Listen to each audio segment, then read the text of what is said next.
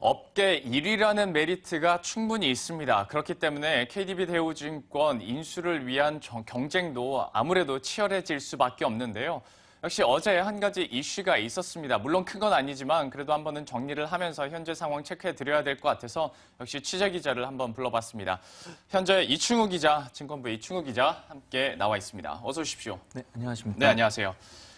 역시 제가 말씀드린 것처럼 그렇게 큰 사건이라고 할 수는 없겠습니다만은 그래도 어쨌거나 시작을 알리면서 예비 입찰이 마감이 됐습니다. 이 부분부터 한번 정리를 하고 가보죠. 네, 그렇습니다. 지난달 8일 매각 공고를 내고 공식 절차에 돌입한 뒤에 어제 예비 입찰을 마감했습니다. 당초 예상됐던 주요 인수 후보군은 모두 예비 입찰에 참여했는데요. 일찌감치 인수 의사를 밝히고 준비 작업에 착수했던 KB금융지주와 그리고 인수자금 조달을 위해 유상증자를 단행했던 미래에셋증권이 참여했고요. 또 뒤늦게 인수이사를 밝히면서 인수이사를 밝혔던 한국금융지도 참여해서 인수후보군 빅3가 모두 인수전에 참여했습니다. 그리고 대우증권 노동조합도 우리사주조합으로 예비입찰에 참여해서 총 후보군이 이제 4파전으로 좁혀지게 됐는데요.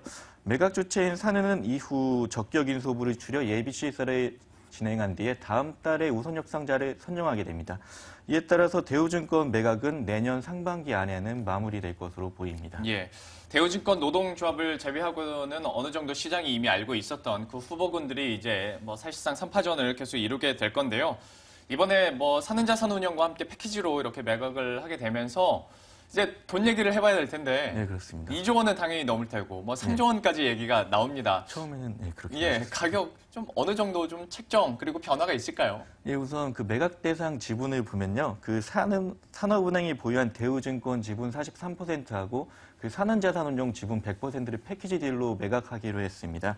우선 장부가로 보면 대우증권이 1조 7,758억 원, 산원자산운용 같은 경우는 643억 원인데요.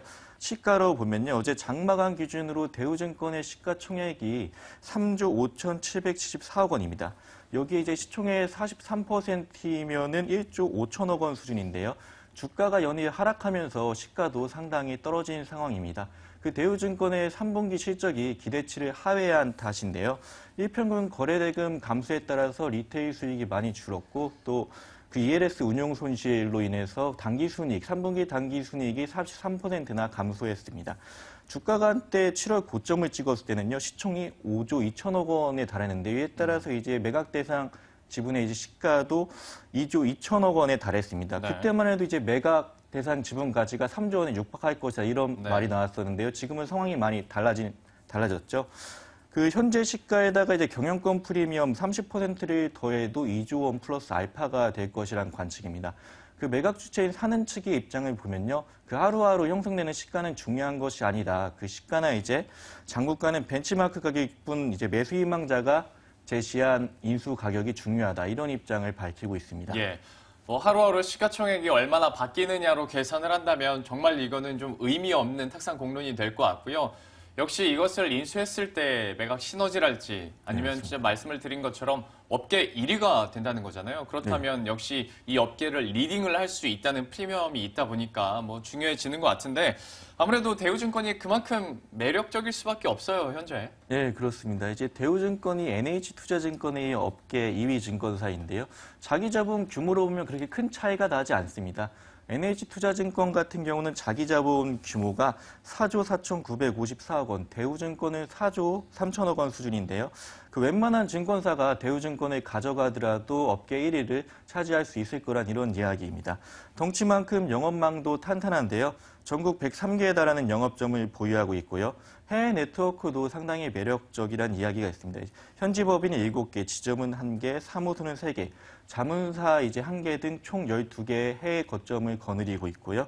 또 전통 명가와 함께 IB 사업과 브로커리지 그리고 자산 관리 분야에서 상당히 뛰어난 경쟁력을 보유하고 있다 이런 평가입니다. 예. 전반적으로 역시 매력적인 매물이라는 것은 아무리 말씀을 드려도 이제 여러분들도 잘 아실 것 같은데요. 그런데 사실 이게 업계 1위로 올라서는 메리트도 있겠지만 사실 산업은행이 이렇게 매각을 하는 거다 보니까 자본시장에 과연 어떤 후폭풍을 불러일으킬 수 있을까라는 것도 어느 정도는 좀 전망을 하고 고려를 하고 매각해야 되는 거 아니겠습니까? 이 부분이 변수가 되지는 않을까요? 네, 그렇습니다. 이제 미래에셋증권이나 한국투자증권이 대우증권을 품이 아니면요, 자기 자본 규모가 7조 원대에 달하는 그 초대형 증권사가 출범을 하게 됩니다. 그 금융당국의 글로벌 대형 IB 육성이란 그런 취지에도 부합을 하고요. 다만 KB금융지주가 인수할 경우에는 통합증권사의 자기자본 규모가 5조 원에 살짝 못 미치는 수준인데요. 대신 KB 측에서는 대우증권의 상품 개발 역량을 활용해서 3천만에 달하는 고객들의 자산 증대에 힘쓰겠다. 이런 명분을 내세우고 있습니다. 그 KB투자증권 같은 경우는 자본금이 5천억 원 수준으로 중소형 증권사에 불과한데요. 오히려 이 때문에 인수위지가 더욱 강력히 이렇게 인수위지가 강하기도 합니다. KB금융지주에서 국민은행이 전체 순이익에서 차지하는 비중이 70%나 차지하고 있기 때문에 이런 은행 편중된 이런 수익 구조를 바꾸겠다. 대우증권 인수를 계기로 이런 편중된 수익 구조를 바꾸겠다. 이런 의사를 밝히고 있고요. 또 이번 기회에 다른 금융지주에 비해서 취약한 비은행 부분을 강화하겠다 이런 목표도 세우고 있습니다. 또 다른 메리트가 있는데요. 보면은 이제 대우증권 인수할 경우에 총 자산 규모에서 그 신한금융지주를 누르고 업계 1위로 올라설 수 있는 이런 발판을 마련할 수 있을 것으로 보고 있습니다. 그렇다 보니까 이제 KB금융 측에서는 조금 더 매력적인 매물로 보일 수밖에 없고요. 이외에도 미래에셋증권이나 한국투자, 그러니까 한국금융지주가 직접적으로 이제 후보군으로 나섰는데요. 이 둘의 상황도 좀 정리를 해주시겠어요? 예, 그 미래에셋증권인 한국투자증권은 초대형 증권사로 올라선다는 점에서 상당히 비슷하지만 세부적인 방향은 약간 다른데요. 그 미래에셋증권 같은 경우는 특히 자산운용에 강점이 있지 않습니까? 이렇다 보니까 상대적으로 취약할 수 있는 그 브로커리지나 IB 분야를 보완해서 시너지를 내겠다. 이런 계획이고요. 또 글로벌 측면에서는 미래에셋 자산운용 등이 이미 일찌감치 해외에 많이 진출을 해 있습니다. 그래서 계열사의 해외 네트워크와 대우증권의 해외 네트워크를 연계해서 글로벌 IB로 도약하겠다 이런 계획을 갖고 있고요.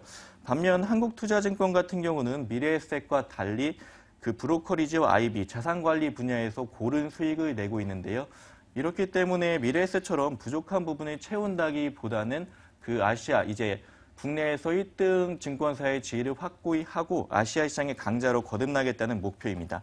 2020년까지 아시아 시장의 1위로 도약하기 위해서는 대우증권 인수가 상당히 중요한 상황인데요. 그 과거 동원증권 시절 훨씬 몸집이 컸던 이제 한국투자증권을 인수해 지금의 지위로 올라섰던 경험을 적극 활용하겠다 이런 계획입니다. 예, 다른 인수 후보군들도 나름대로의 전략을 가지고 계속해서 힘쓰고 있는데요. 그런데 이제 중요한 점은 이걸 살 돈이 있느냐는 거잖아요. 그렇죠. 물건이 아무리 좋아도, 예, 그리고 내가 만약에 이거를 인수할 돈이 있다 하더라도 인수하고 나서 회사가 휘청할 정도로 그러면 안 되는 거니까. 예, 네. KB금융이 네. 그래도 좀 국간이 풍성하지 않을까라는 생각도 드는데요. 이 부분 좀 마련할 돈들이 다들 있는 건가요? 예, 말씀하신 대로 자금 확보 차원에서는 KB금융지주가 우위에 있는 것으로 평가를 받고 있습니다. 그 자기 자본의 규모가 KB금융지주 같은 경우는 28조 원에 달하고요. 지난해 자회사에서 받은 배당금만 봐도 5천억 원 수준에 달합니다.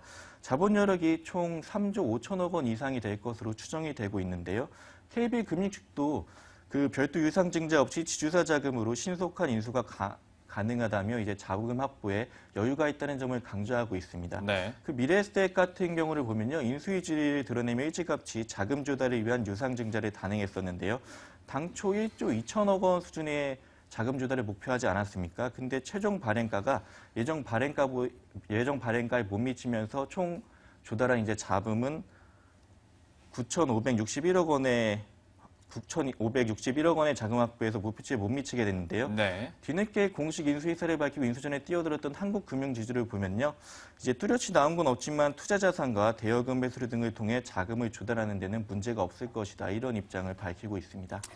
정리를 해드리면 KB금융지주가 아직까지는 좀 그래도 여유가 있는 편이고, 그리고 미래에셋증권 같은 경우에는 예상보다 돈이 덜 걷어들이면서 이 부분은 또 하나의 좀 변수가 될 수도 있을 것 같습니다. 그리고 한국투자증권회 같은 경우에도 아직까지는 뭐 자세하게 나온 것이 없다고 하니까 저희들도 섣불리 말씀드리긴 못하지만 어쨌거나 국간이 가장 풍성하게 채워진 것은 KB금융이다라는 것까지 저희가 정리를 해드리도록 하겠습니다.